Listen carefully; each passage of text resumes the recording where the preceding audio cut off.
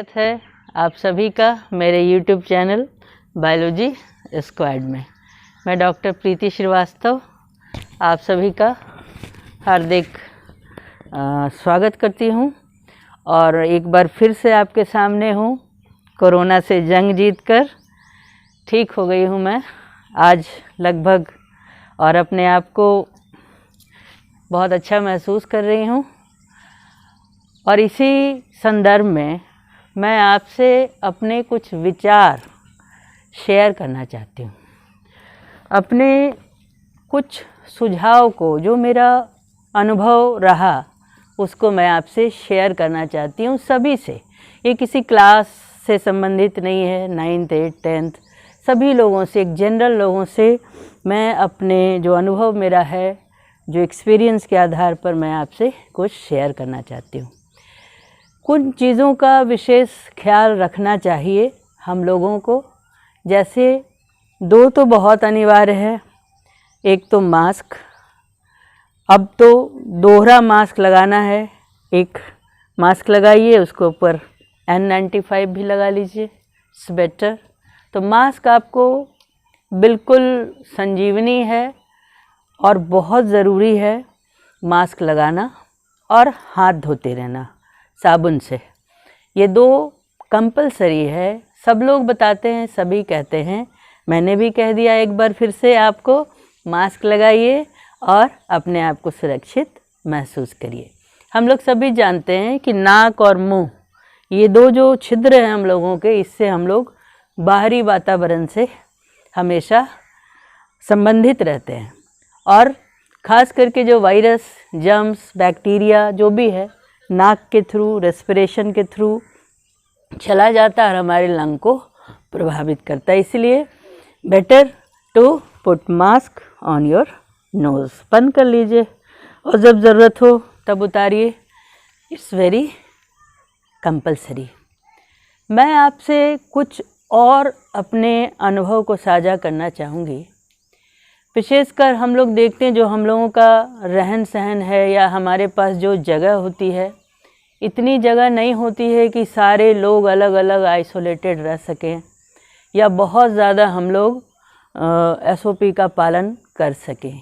छोटा सा घर होता है और मान लो 2-3 कमरे अगर हैं, लेकिन टॉयलेट एक ही है, बहुत हुआ तो 2 टॉयलेट्स होंगे। अगर एक भी मरीज़ है कोविड का, वो टॉयलेट यूज़ करेगा, फिर आप और दूसरों को ज़रूरत पड़ती है। कहने के लिए लोग कहते हैं कि 20 मिनट बाद यूज़ करें, but these are natural calls. इस पे हमारा नियंत्रण नहीं है, कोई भी कभी भी जा सकता है। तो मेरा एक अनुभव ये रहा कि हम खास करके 3 चीज़ों का बहुत ध्यान रखें। और अभी आपने 1-2 दिन पहले से न्यूज़ में सुन रखा होगा, म्यूकरमाइकोसिस। एक तो कोरोना वायरस और ऊपर से वो फंगल अटैक म्यूकरमाइकोसिस, ये बहुत ही जानलेवा है। तो हम लोगों को घर का जो 3 कोना है, खास करके किचन, टॉयलेट एंड बाथरूम, रसोई घर और जो भी प्रसाधन की कक्ष हैं, उनको बिल्कुल साफ़ सुथरा रखना चाहिए, ड्राई रखना चाहिए। बहुत लोगों की आदत होती है कि बहुत ज़्यादा पानी गिराते रहते हैं हर समय, और बाथरूम लगभग भीगा ही रहता है, या टॉयलेट्स, तो बहुत ज़्यादा भीगा नहीं रखना है। और किचन वगैरह को भी हमेशा साफ़ सफाई आपको करना है, क्योंकि ये जो म्यूकर है, फंगस है, ये ऐसे जगहों पे बहुत हो जाता है। और म्यूकर खास करके आपका, जैसे मान लीजिए रसोई घर का कूड़ा, गीला कचरा है, तो उन सब में बहुत जल्दी फफूंदी लगता, आपने देखा होगा, काला काला फंगस लग जाता है। तो ये बहुत ही खतरनाक साबित हो रहा है। कोरोना के बाद अटैक कर लेता है, आँखों को हानि पहुंचाता है, साइनसेस, ब्रेन, सब जगह ये चला जाता है। तो क्यों ना हम अपने रसोई घर एंड टॉयलेट्स, बाथरूम को नीट एंड क्लीन रखें, और समय समय पर जो है उनको घर में आप नमक से या फिर डेटॉल डाल करके पोछा लगवाएं। जर्म्स तो हट जाते हैं फिनॉल से, लेकिन फंगस में दिक्कत आती है। इसीलिए हम कुछ दिनों के लिए ये आदत बना ले। जैसा कि हमने बहुत सारे आर्टिकल्स में पढ़ा कि 2015 से चाइना की तैयारी चल रही है, 2025 तक का प्रोजेक्ट है कोरोना पर, और तरह तरह के ये म्यूटेट होते हैं, ये स्ट्रेन वो स्ट्रेन आता जाता है। तो क्यों नहीं हम अपने आदत में ही बदलाव ले आएँ, और घर में जो पोछा लगाने का काम है वो नमक से या फिर डेटॉल से, अल्टरनेट भी हम लोग इसको कर सकते हैं। डेटॉल ज़्यादा इफ़ेक्टिव प्रूफ होगा मेरे ख्याल से। वही नहाने के लिए जब हम जाते हैं तो पानी में थोड़ा सा डेटॉल ज़रूर मिला लें और तब उससे स्नान करें, और जो कपड़े आपके धुल जाते हैं धुलने के बाद थोड़ा सा डेटॉल डाल के, जैसे हम लोग कंफर्ट डालते हैं, आजकल प्रचार में आता है कंफर्ट डालिए, कपड़े बहुत मुलायम और अच्छे हो जाते हैं। तो क्यों ना हम थोड़ा सा डेटॉल डाल करके उनको फिर से स्क्वीज़ करके सुखा लें, वो बिल्कुल सुरक्षित हो जाएंगे। एक बात और, जहाँ कपड़ों की बात आती है, मैं आपसे ये कहना चाहूँगी कि जो उस समय का दौर था, फैशन का दौर था, 70, 65, 80, बहुत बड़े बड़े कपड़े, सूट, साड़ियाँ ढके हुए, जो ज़्यादा कोशिश करें कि हम अपने बदन को ढक करके रखें, क्योंकि नाक तो बचाएंगे, फिर जब खोलेंगे इधर सटेगा उधर सटेगा, तो देयर में भी इन्फेक्शन। तो क्यों नहीं हम अपनी आदत में या उसी फैशन का दौर चला दें 2025 तक, पूरा बढ़िया ढका तुला हुआ कपड़ा, और अपने आप को हम सुरक्षित रखें।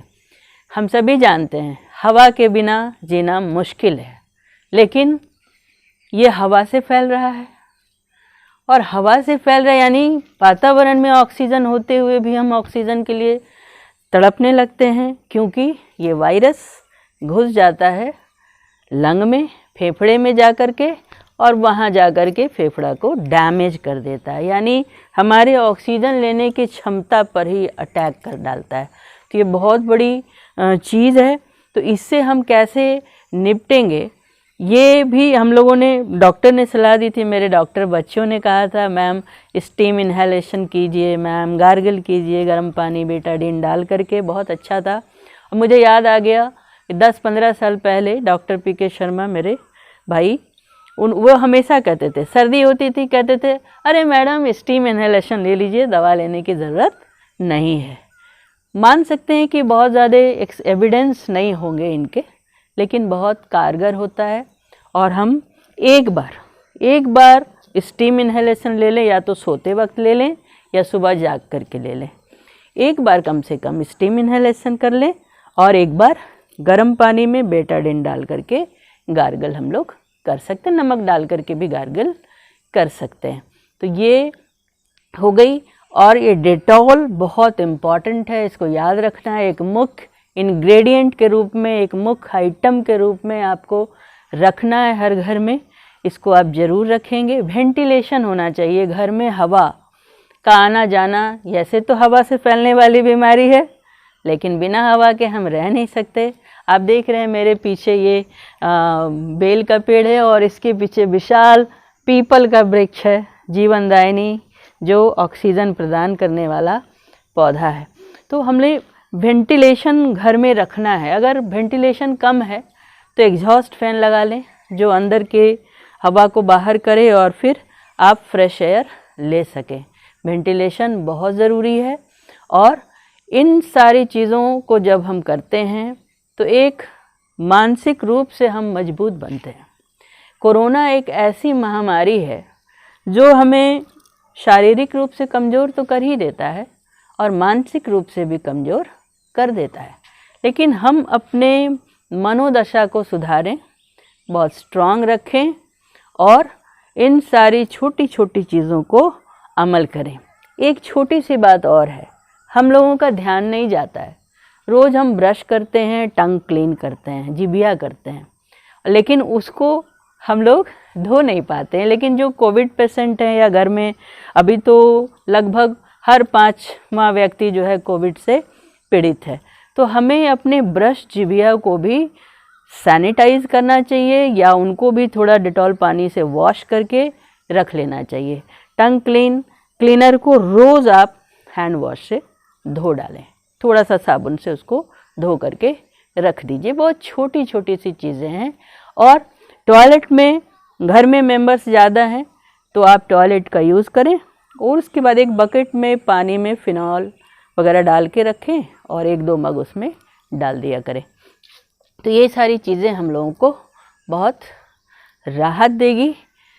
और एक और हम लोग अगर कोरोना से मैं जंग जीत करके आई हूँ तो आपसे एक आग्रह करना चाहूँगी सभी से।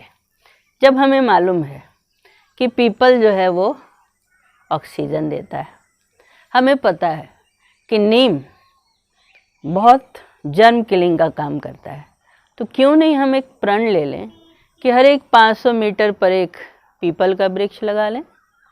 बहुत नज़दीक नहीं लगाना है क्योंकि इसकी जड़ बहुत दूर दूर तक चला जाता है। 500 मीटर पर एक पीपल का वृक्ष लगा लें और उनके बीच बीच में नीम भी लगा दें, हर जगह लगा दें, क्योंकि पेड़ पौधे हमारे मित्र हैं। आप 1 लगाएंगे 2 लगाएंगे उससे बहुत सारे पौधे हो जाते हैं और हम अपनी पृथ्वी को बचा सकते हैं, ऑक्सीजन ले सकते हैं।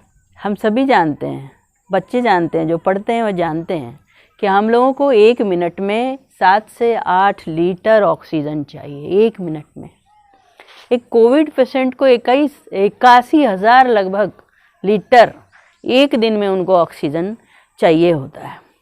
और सबसे बड़े पैमाने पर ऑक्सीजन का प्रोडक्शन पौधे ही करते हैं। और विशेष करके अगर हम ऐसे पौधों को चुन लें जो ऑक्सीजन बहुत ज़्यादा देते हैं, दिन में भी देते हैं, रात में भी रिलीज़ करते हैं, तो ये हमारे लिए बहुत अच्छा होगा। तो आइए मेरे लिए आज एक प्रण करते हैं कि हम ऑक्सीजन के लिए पीपल का वृक्ष लगाएंगे और नीम भी लगाएंगे, क्योंकि हमारी संस्कृति हमें बचा सकती है। आप सभी जानते हैं कि ये धर्म संबंधी कोई बात नहीं है। हमने कई धर्म में देखा है कि लोग जो है कुछ जलाते हैं, धूमना जलाते हैं या गुगुल जलाते हैं, कपूर जलाते हैं। जब हम छोटे थे तो देखते थे कि नीम की खल्ली मिलती थी, सरसों की खल्ली गाय लोगों को खिलाने के लिए आती थी, तो हम सरसों का खल्ली, नीम का खल्ली, कपूर, सरसों, ये सब थोड़ा थोड़ा जला सकते हैं। शाम के वक्त में घर में जला सकते हैं, उससे मच्छर भी चले जाएंगे और थोड़ा सा शुद्धिकरण भी हो जाएगा। कहने के लिए आपसे बहुत सारी बातें हैं, लेकिन आज के वीडियो में हम आपको इतना ही बताएंगे क्योंकि मैं भी बहुत थक गई हूँ। बहुत सारा मस्कुलर वीकनेस आया है। मेरा जो अनुभव कहता है कि कोविड के बाद खास करके ये जो पाँव का गैस्ट्रोनीमियस मसल है ये पकड़ लेता है। जैसे खड़े होते हैं मसल में दर्द हो जाता है। अब ज़्यादा नहीं बोलूँगी, अगले वीडियो में मिलूँगी। तब तक के लिए आप भी सेफ रहिए, मास्क लगाइए और बिल्कुल मन से तंदुरुस्त रहिए। बाकी जो होगा उसको हम लोग सब लोग मिल कर के देखेंगे। और अपने फेफड़े का सुरक्षा मास्क लगाना। फेफड़ा, नाक, मुंह सुरक्षित है तो हम कोविड को मात दे सकते हैं। फिर मिलेंगे नेक्स्ट वीडियो में। आप सबके लिए मैं फिर से वीडियो लेकर के आऊँगी। तब तक के लिए बाय।